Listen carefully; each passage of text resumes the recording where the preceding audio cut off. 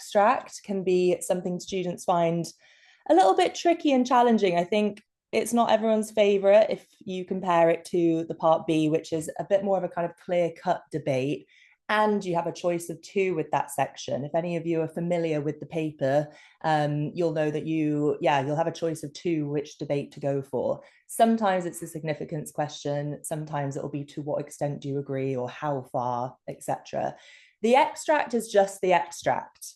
So immediately we've got to kind of weigh up, okay, what are the things that I can use to my advantage here? And what are the things that make this a tricky question? Well, in some ways, again, I don't want to say that it's tricky because I'm going to show you today why it's not. But in some ways, it could be tricky because you might look at your extract and panic. That might happen. And I want to give you the kind of like skills today to ensure that whatever extract you get in your final exam or mocks you've got coming up, you don't panic, basically, because it doesn't matter if it's a scene you know off the back of your hand. It doesn't matter if it's a scene where loads of significant things happen. It just doesn't matter. You will always be able to answer the question to a band 5 level if you follow the steps we're going to go through today. So yeah, use that to your advantage. Use the fact that the actual question is always the same, even if the extract changes. Let's have a look at the question and the assessment objectives to get started. I will try and pause at intervals just so anyone who is taking notes can sort of keep up. It is recorded, but obviously you want to probably take notes as well because it's good for your retention.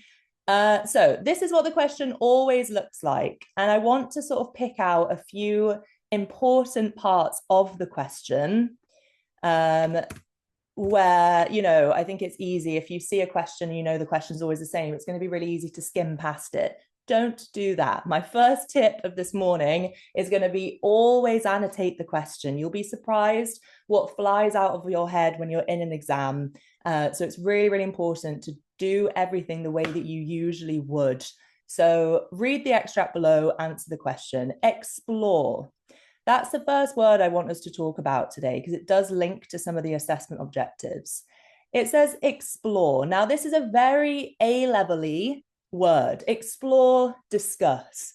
What do they want from you there? They want you to kind of go with a whole range of interpretations and a range of, methods, etc., a range of ideas. If you are kind of stuck around, the 18 out of 25 jail, I call it, and you want to start, consistently breaking into the 20s, it's really important that you start to get more creative with your ideas. So this could be just being a bit more original and creative. It could also just mean remembering that you don't have to really, fixate on just one angle and push that through the whole time. You can bring in other interpretations. And this is going to strengthen 2 of the assessment objectives in one. It's going to strengthen your AO1 and AO5. And if you need a refresher on the assessment objectives, I am going to run over them, so don't panic. So yeah, just keep that in mind. You're exploring. You are using this, extract as, I call it kind of like a springboard into other ideas, into the genre, into the rest of the play.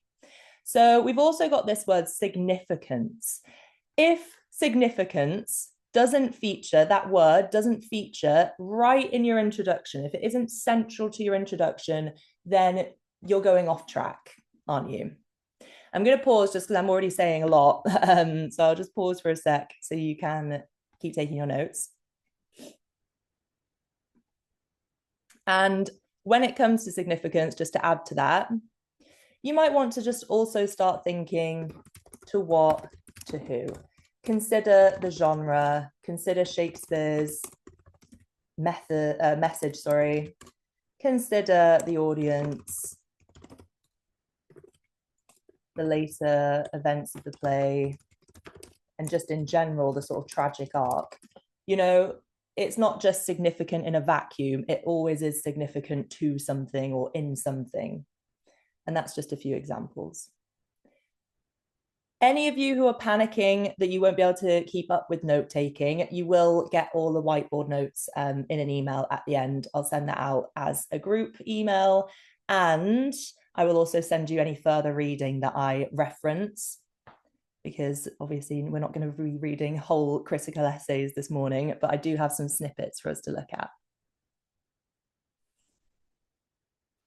So explore significance. These are our first terms that we want to sort of, make sure we're always thinking about. Next one that I want us to think about is just relation. Well, I guess it's a whole phrase, but the relation in relation to the tragedy of the play as a whole. So a few things there, the tragedy and then whole. So that's a reminder that we are not just focusing on the extract. I would certainly say you want to start with the extract. And I would say in each paragraph, so let's say we do 3 paragraphs, I would say about 75% of the paragraph, or 3/4, is going to be focused on the extract.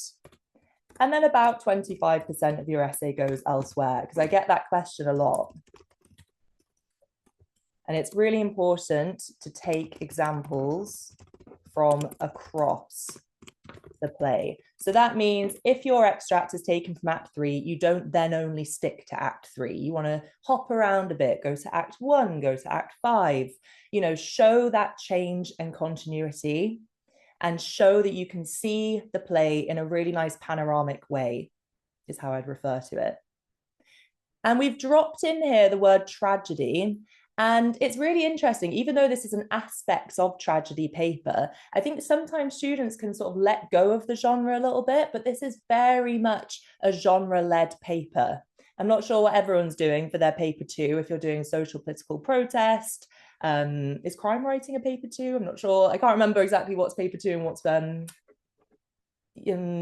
what isn't. But yeah, if you are doing another sort of like genre heavy or genre led paper, same thing there. You're going to be kind of linking everything back constantly, aren't you, to elements of protest. Here, you're going to be linking everything back to tragedy. So I can't really overstate how important it is to be confident and comfortable with your tragic terms. Now, for today, because, we're just going to look through an extract together and sort of plan that one, I'm not going to go through every tragic term, but just as a friendly reminder to all of you, make sure you feel confident with them. You don't have to go away and read Aristotle's Poetics. I didn't do that. No student I know has been told to do that. But you do need to have a really nice understanding of the key terms. And just this idea that, Shakespeare is slotting his characters and slotting his plot into a pre-existing formula, essentially. Hopefully that's all making sense so far. If anyone does have any questions, please do put them in the chat box, because I'm more than happy to answer as we go along. So when we're thinking about the tragedy of the play, again, this links to the idea of the tragic arc, and it links to our tragic conventions. So things like hamartia, pathos, etc. Now, what I just referred to, the tragic arc, as opposed to tragic conventions, I would kind of separate them a little bit, because I want to make sure all of you are going for both. Our terms that we associate with the tragic arc refers to this. Our tragic arc is a little bit like this, isn't it? And I'm sure you've all seen this before. I'm sure you would all know where to put the 5 acts, but if you don't, we've got Act 1, Act 2, 3, 4, 5. And then what we've got is this little line of order. So we've got order here. Anything that kind of happens over this line is then crossing into what? Chaos. So we've got order, chaos. And if you need a refresher as well of our terms, the exposition sort of sets the scene. You might think, well, how on earth is that order? Because, it's pretty chaotic from the start. We've got, Iago running around, waking people up. And, there's like an almost like a coup staged on Othello's, like authority. But it's really crucial at this point. Nothing's really happened that's actually destabilized the life of the protagonist. So when we think about our tragic arc, we're kind of thinking mainly about their life and, everyone who's affected by Othello's chaos and tragedy is kind of orbiting around him, if that makes sense. So we've got our rising action, our climax, our falling action, and then the resolution. Now, why am I telling you this? Is it to bore you? No, it's because it relates to our first step when we see our extract. There's going to be a kind of rush, I think, with a lot of students to just read the extract. Like, as soon as you see the extract, you just put yourself in race mode and you start highlighting and annotating and just, you would equate perhaps some students lots of annotations on the extract with, okay, that's going to be a good essay. I'll just annotate it to death. And then from there, I will organize my annotations into 3 paragraphs. Don't do that approach. Or if you have been doing that approach, I want you to try my approach.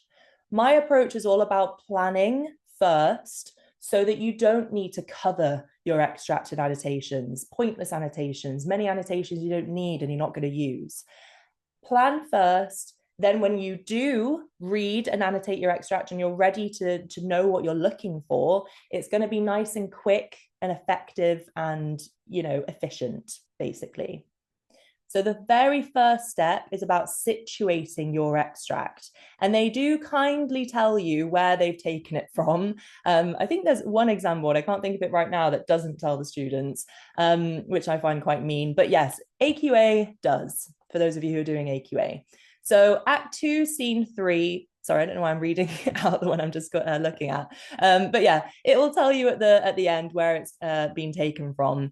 And that's the first thing you want to look at. So you almost want to start from the end. So you see your extract and you go straight to the bottom of the page and you look at where it was taken from. Because what does that allow you to do? It allows you to start thinking, okay, this fits into this section, for instance, if it is Act 2. This is the rising action. This is the movement from Venice to Cyprus. This is, when the brawl happens, which allows Iago's plan to be put in motion. You can already start thinking about what's happening in this act, what's come before, and what still hasn't happened yet. The assessment objectives, I will keep this brief. I know some of you will be quite confused about the assessment objectives and you might appreciate going into a bit more detail, but I also appreciate some of you will kind of know what they are by now, so I just don't want to bore anyone. AO1 is the main thing that AQA look for, and these assessment objectives are the absolute, but they're the same on every single paper. Every single AQA question that you sit down to write in an exam has these assessment objectives with these weightings. So that's quite nice. AO1 is the quality of your argument. Lots of you, if you are stuck in kind of band 4 and you are not kind of breaking in consistently to the 20s each week, lots of you just need to kind of like work on this assessment objective basically, because it is, the leading one. So it might mean elevating your vocabulary. Again, what we were saying at the beginning, bringing in a kind of, wider range of arguments, etc. Now, AO2 is one that I want to talk about, particularly because I don't think students are really bringing in enough of it. And when they do, I don't think they're always dealing with the fact this is a play. It even says in the question, remember to include in your answer relevant analysis of Shakespeare's dramatic methods. How many of us just, read past that line? It's the last line of the question. It's just a little note to make us remember something. How many of us really think about what that actually means? It doesn't say language devices. It says dramatic methods. And it's, it's quite nice of them really to add that little bit of advice there, because it does relate to something that's worth a quarter of your mark. So if you are sat here and you're thinking, okay, I don't know what dramatic methods are, or I think I'm probably losing marks on that one because I don't tend to think about that. Here are just some things that we could talk about. We could talk about things like entrances and exits. We could think about who is on stage.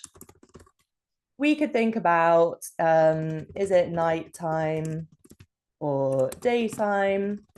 We could think about notable staging choices, so things like Brabantio, on the balcony, Desdemona asleep in bed, in view.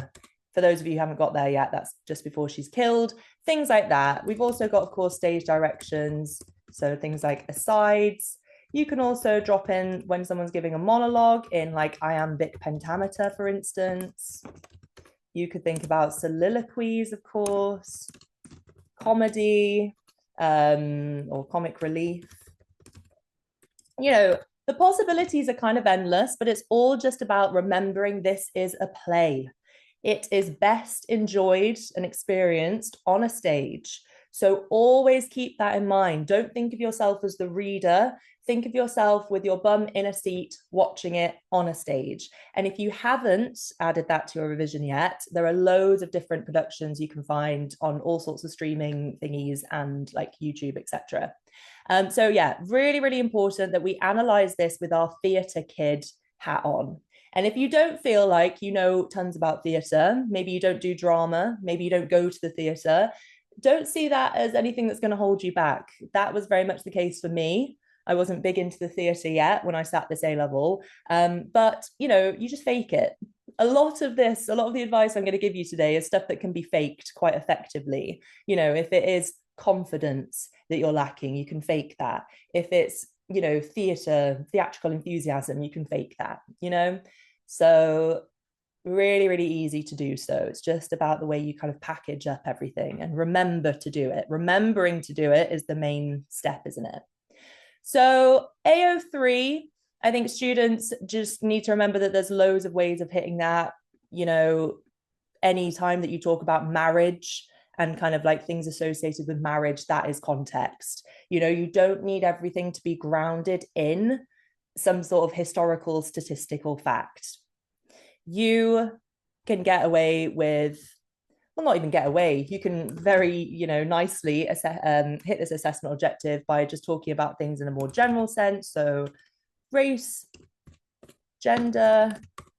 You could also talk about the military context. That kind of links to settings as well. And like, you know, politics, social order. We could talk about ideas of religion with this play as well. I did make a little list in my notes out. Let me just see if I'm missing anything major. Of course, tragedy. Tragedy is a funny one because it's AO4 as well, and it's AO3.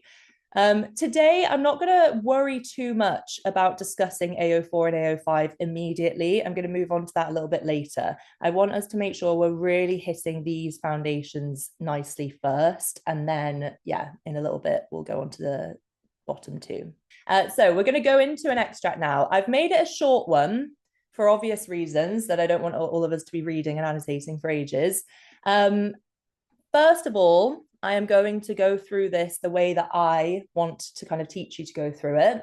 If it's slightly different to what you know at school, you know, you kind of have to just accept that, you know, no one has the absolute right answer. If I give you a certain number of steps, does it mean it needs to be done in that order? Does it mean it's the only way of doing it? No, but this is pretty foolproof, I would say. So this would, if it was on the actual exam, this would be at the end.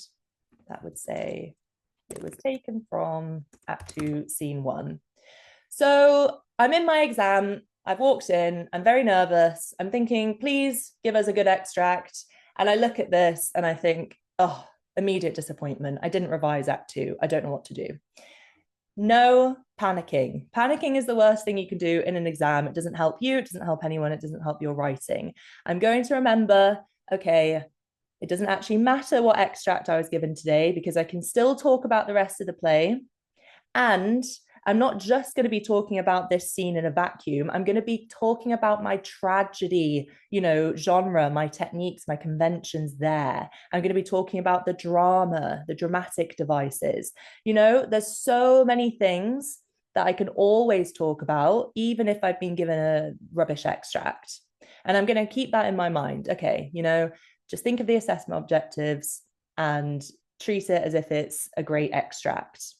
And treat it as if it's a really important extract. Think of it in that way. You are explaining back to the examiner why that is a sort of good example of tragedy. You know, if you're explaining to an alien what tragedy is, why could this extract show it? You know, what does it have in it that makes it different to Gothic literature, dystopian comedy? You know, so it doesn't matter what the extract is you're given, just go through it methodically still and look for your, you know, tragedy bits. So that, yeah, the first thing I want to think about is where this was taken from, so that I can start to think about, okay, this is the rising action, etc., etc. Has the rising action happened yet? No, because this is the first scene of Act Two. So they are just arriving. And obviously, by reading it, I can sort of get a bit of context there. If you're thinking, why is she still talking and not giving us a chance to read? It's because you don't actually need to read it yet. All of the things I'm talking about now are things that you can think about before you even read it. So if you're trying to listen to me and read at the same time, don't panic. You don't need to. The next thing I want to think about is who is in this extract. So I can see, okay, I've got my protagonist. Thank goodness, that's always nice. And I've got Desdemona, amazing, and I've got Iago, great. That is actually a really nice extract. So I've got my protagonist. If we give everyone their sort of like tragedy names now, their tragedy function. I've got one of my tragic victims, who's Desdemona, and I've got my antagonist. For anyone who needs a really quick refresher of definitions, the protagonist is kind of like the anti-hero, the main character here, it's Othello. Our victim, this one's a really funny one. I don't think a lot of students know that this is a term they can use in an academic way, because obviously victim sounds so colloquial compared to these fancy Greek terms. But victim is a very, very valid term to use. And there are many tragic victims in the play. You could even say Brabantio, in a sense, is a tragic victim, because in some way he dies because of the main plot. Rodrigo is, Desdemona is, Emilia is. These are all the characters who kind of get sucked in and lose their life in the tragic plot, but who aren't the protagonist. You know, they don't have the qualities of a tragic hero. They're not our main focus. You know, their death isn't of a huge consequence. Perhaps, you know, not to the audience. We can have, you know, we can shed emotion for victims, but you know, it's not what everyone is orbiting around, if that makes sense. So yeah, the tragic victim here is Desdemona. Not yet, because this is only Act Two, but that is still what her function is in the play. How can I put that in a nice, neat little thing other than victim?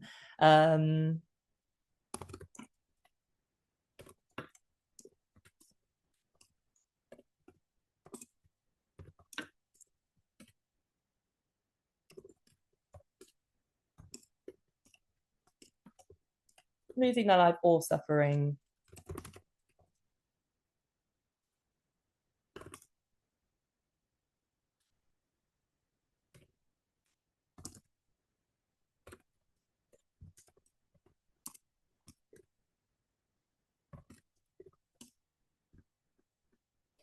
And then the antagonist. This one we need a really clear definition of, because I don't want you to use this incorrectly. For instance, calling Rodrigo an antagonist or something. The antagonist is usually just one character in the play. Their sole purpose is to bring about the downfall of the protagonist. And again, I want you all to take notes, but you will have these whiteboard notes afterwards. So don't panic about getting every single word down. So I've immediately got, actually, I could have my 3 paragraphs there already, you know, and that's before I've even read it. Because remember what I was saying earlier, you don't want to just annotate this to death, because that tricks our brain. It makes us feel like we're being productive.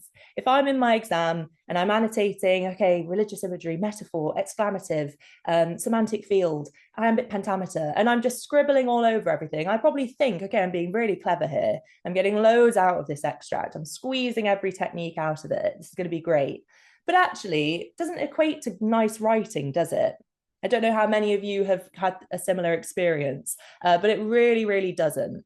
You want to be as controlled as possible, actually, with your annotations. And that starts with knowing exactly what you probably want to go into in each, you know, paragraph.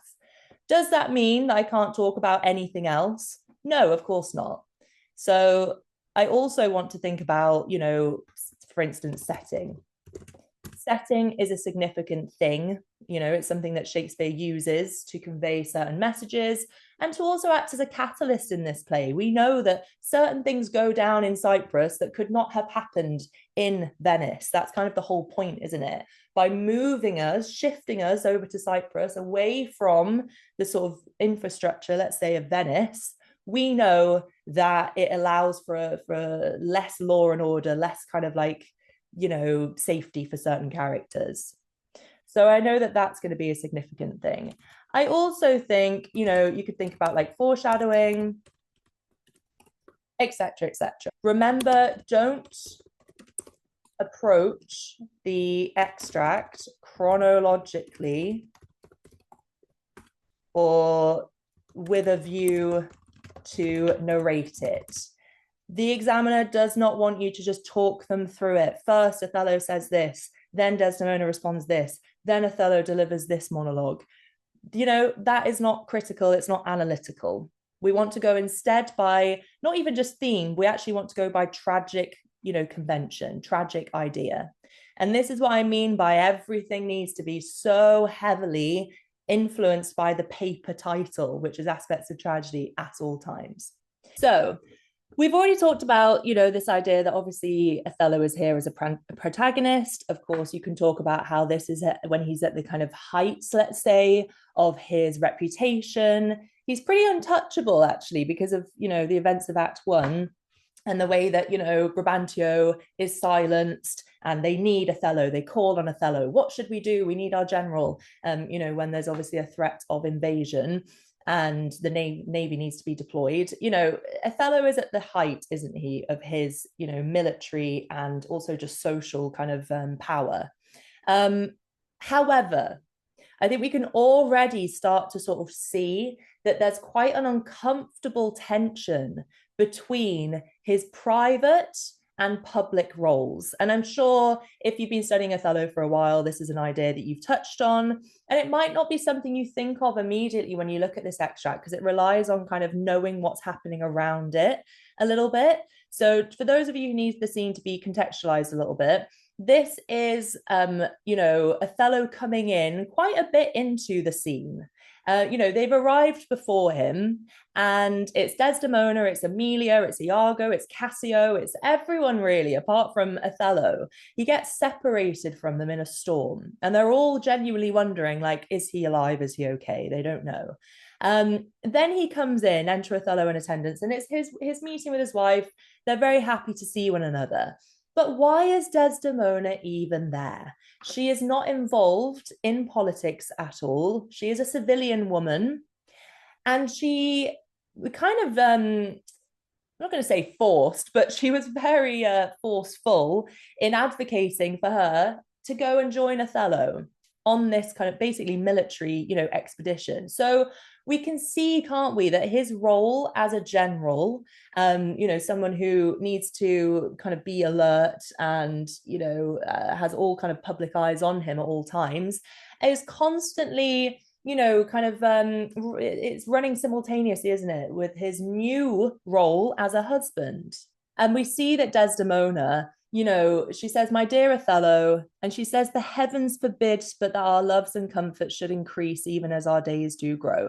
She has on very rose-tinted glasses, doesn't she? We can see, in terms of her being a tragic victim, she trusts Othello absolutely implicitly, doesn't she? She trusts that they're going to live this long and happy life together. Lots of students already reference the earlier quote from him, which was, she loved me for the dangers I had passed, and I loved her that she did pity them. But I think this extract says a similar thing, but it's a bit more subtle and it isn't as overquoted. So he basically says that he's really happy to see her, but then the tone shifts a little bit and he starts talking about pretty dark things here. If I were now to die, if it were now to die, 'twere now to be most happy, for I fear my soul hath her content so absolute that not another comfort like to this succeeds in unknown fate. He's using her there to refer to soul, to his soul, not to Desdemona. So he's saying basically, like, I'm never going to be as happy as I am in this moment. And yes, of course, you could read that as just a hyperbolic kind of display of love. But also, is there a sense of sort of Othello can't quite handle the emotional sort of like weight of this love? As soon as Desdemona starts to threaten him, and again, this is that idea of the clash between public and private roles, as soon as his private role as her husband starts to derail and destabilize his public role as general, he sees her as an enemy that needs to be destroyed.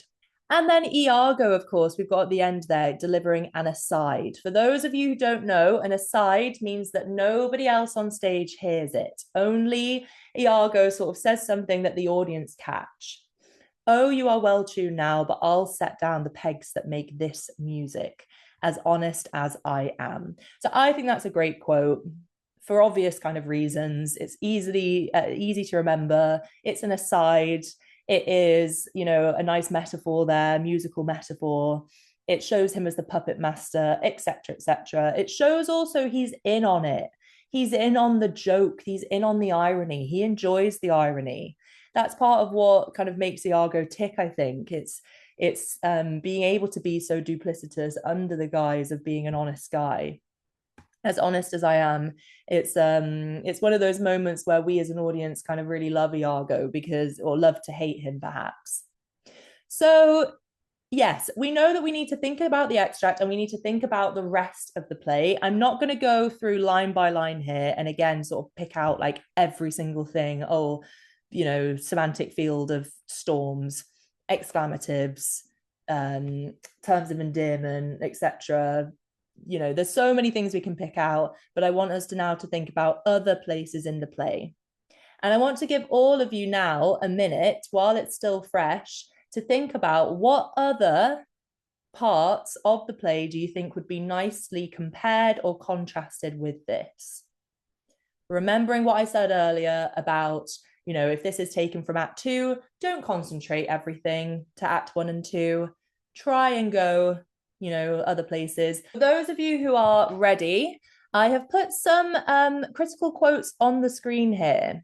And I want to go over these because they're very good revision, but I do want to preface this very clearly by saying that you do not need named critics in the extract question, particularly. I think named critics fit a lot nicer into the questions that you're given for part B. And I said that I would come back to which assessment objective this refers to, which is AO5. AO5, I think students just equate that with critics. It has to be a critic, have to memorize loads of critics, have to bring in critics, you know, with every paragraph, etc., etc. AO5 is just about understanding different interpretations. So it could be, you know, a modern audience may respond to this with X, Y, Z. It could be if we apply a feminist lens, you know, or a feminist critic may say, you know, it can be quite speculative and general and be just as valid, basically, you know, because that sort of approach can be done very, very well with loads of kind of originality and nuance. And someone who thinks they're doing the better thing by having a named critic who they're bringing in can do that very badly. You know, a lot of the time when I do see students using named critics, they go with a bit of a drop and run approach. So they bring in their critic, they think, oh, thank goodness I had the perfect critic that went with my point. I've absolutely smashed that. And then they move on. And they don't even engage with what the critic said. They just drop it in and run away from it. So I would rather that you were like the first student. Even if you don't have a named critic, at least your AO5 is going to be fully rounded. At least you're going to be really thinking about things carefully, rather than thinking that it's better to have a named critic and not really, you know, including it very well. But I do want to just give you some critics today, partly because I said I would in my email. And I thought I don't want anyone to be disappointed today if they didn't get any critics. For those of you who don't know, these are two very famous, and I'm going to send out notes with the full essays. But these are two very famous Shakespeare critics from the 20th century. A.C. Bradley's, you know, ideas circulated first, and F.R. Leavis, who had a very different opinion, came in as a response to Bradley. So it's not beef, but it's an academic sort of, you know, conversation in essay form, I suppose, of two critics who very much, you know, disagreed. So AC Bradley says, the character of Othello is comparatively simple, but as I've dwelt on the prominence of intrigue and accident in the play, it is desirable to show how essentially the success of Iago's plot is connected with this character, Othello's description of himself as one not easily jealous, but being wrought, perplexed in the extreme, is perfectly just. So if you were ever going to argue something along the sort of, again, I'm thinking more about part B here.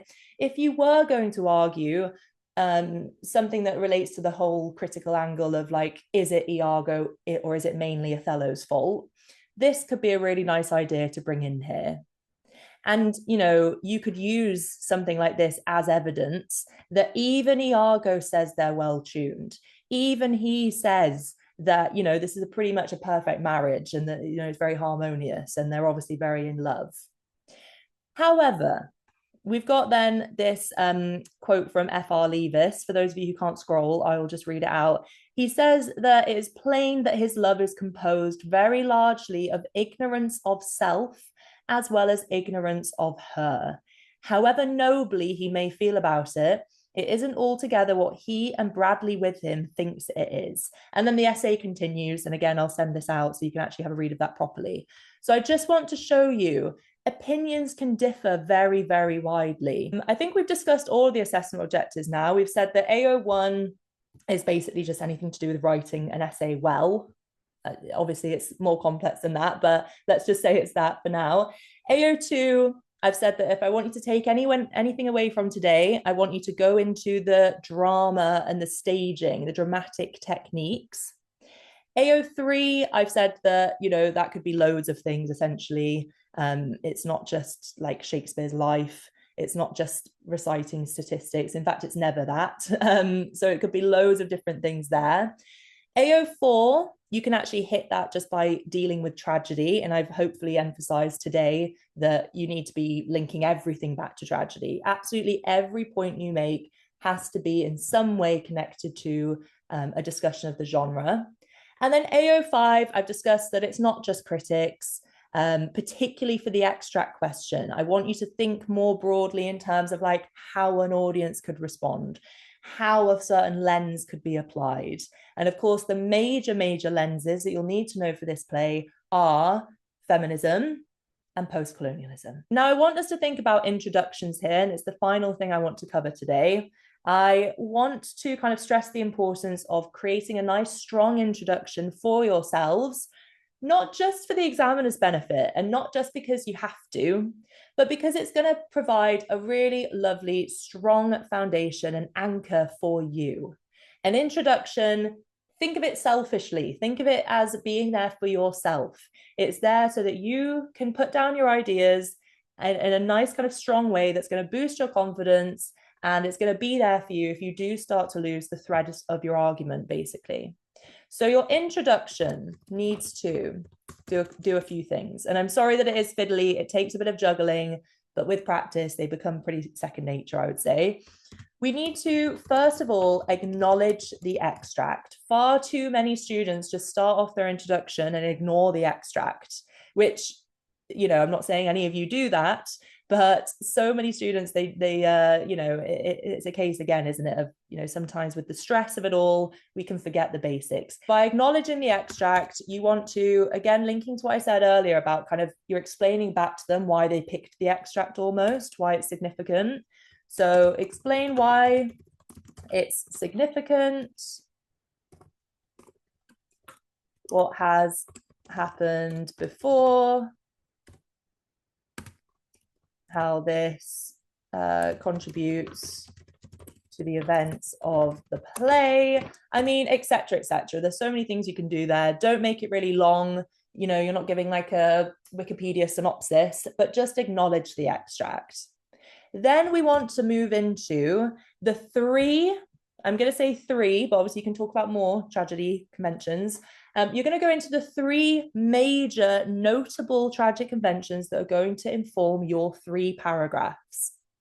If you're sat there panicking, thinking I only do 2 paragraphs usually for this, that's fine as well. Again, there's going to be some little things that might be slightly different to how you're taught at school, but most of us will do 3 paragraphs for something like this.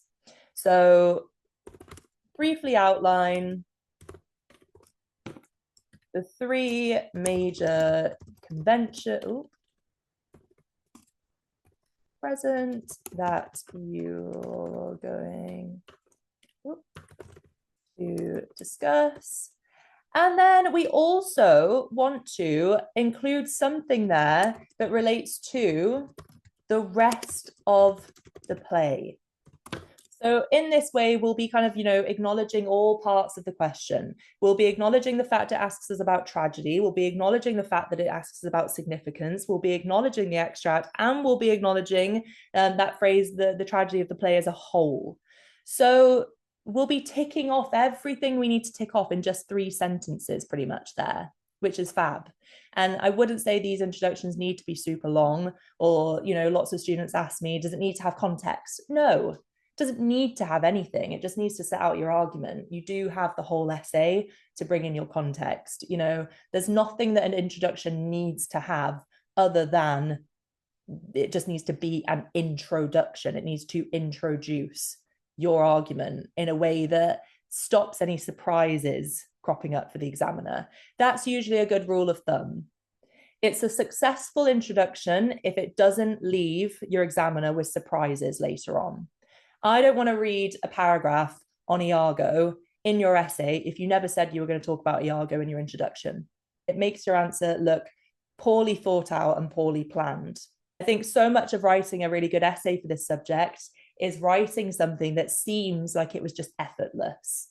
You want to create that impression of ease almost. La la la la la, yes, this is my extract, and yes, it's very significant, and here's why, and here's everything that I'm going to go through really methodically, and I'm going to hop around the play, and it's all just very easy for me. That's the impression you want to create. It shouldn't be difficult for your examiner to read your work, obviously.